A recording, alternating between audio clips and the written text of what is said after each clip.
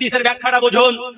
হাদিস সঠিক, ইজা মাতাল ইনসান, মানুষ যখন মারা যায়, ইনকাতা, বন্ধ হয়ে যায়, আনুহু, তার কাছ থেকে, আমালুহু, তার আমল।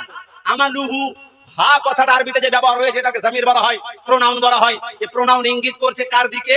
আমি যদি একজনকে বলি আই গো টু মস্ক, আমি মসজিদে যাই, বা আমি যদি বলি কি আব্দুর রহমান গো টু মস্ক, তারপরে যদি বলি তারপরে বাজার গেল, তাহলে আর আব্দুর রহমান বলবো না, হি বলবো। আর হি দ্বারা কি বুঝাবো? আব্দুর রহমান কি বুঝাবো? এটাই তো প্রোনাউন। আরবি ভাষাতেও মাইয়াত যে বলা হয়েছে, ইজা মাতাল ইনসান, ইনসানটা মারা গেল, ওই ইনসানের নিজের আমলটাও, হু যে এটা প্রোনাউন আছে, এটা ওই ইনসানকে ইঙ্গিত করছে যে ইনসান মারা গেল, যেই মানুষটা মারা গেল, ওই মানুষের নিজের আমল করার রাস্তাটা বন্ধ হয়ে গেল, নিজে আমল করতে পারবে না। তবে জীবিত ব্যক্তিরা আমল নিজে করে তাকে সওয়াব যদি দিতে চায়, তাহলে এই সওয়াবটা পাবে। এটা হচ্ছে ব্যাখ্যা। যদি এটা না হতো তাহলে মুসলিম শরীফ এর চাইতে সহিহ হাদিস আর কোথা থেকে নিয়ে আসবো?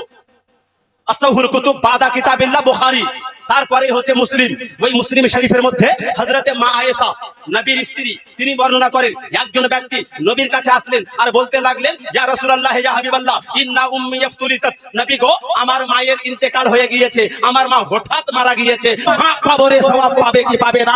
আমার নবী বলছেন, নাম, হ্যাঁ, তুমি মায়ের জন্য সাদকা করো, তোমার করা সাদকার সওয়াব তোমার মা কবরে পেয়ে উপকৃত হবে। আল্লাহ বলছেন, আমি মানব জাতিকে, জিন জাতিকে সৃষ্টি করেছি এই জন্যই যেন তারা আমার ইবাদত করে। I have created the jinn and men only for this, that they pray for me. এটা বলা হয়নি যে আমি মানব জাতিকে তৈরি করেছি শুধু এই জন্যই যে শুধু বাপের আর মায়ের চিকিৎসা করে। এটা অ্যাডিশনাল ইবাদত।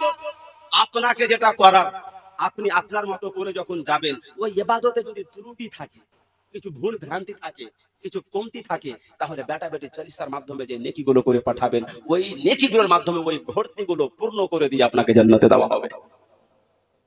আর আপনি যদি হাত পা টোটালি ছেড়ে দেন, আপনি টোটালি যদি হাত পা ছেড়ে দেন, তাহলে চলবে না। দিন ইসলামটাকে একটু বুঝুন। চরিত্রকে কেউ যদি, যেটা বলার সেটা বললাম ফজিলত, এবার আসেন মূল ফতোয়াতে। চরিত্রকে কেউ যদি বলে চরিত্র করা ফরজ, চরিত্র করা ওয়াজিব, কেউ যদি বলে, তাহলে ওই ব্যক্তিকে তওবা করতে হবে। কারণ শরীয়ত যেটাকে ওয়াজিব আর ফরজ করেনি, আপনি কে? আর কেউ যদি বলে নামাজ পড়লেও চলবে, না পড়লেও চলবে, ওই ব্যক্তিকেও তওবা করে পুনরায় ঈমান আনতে হবে।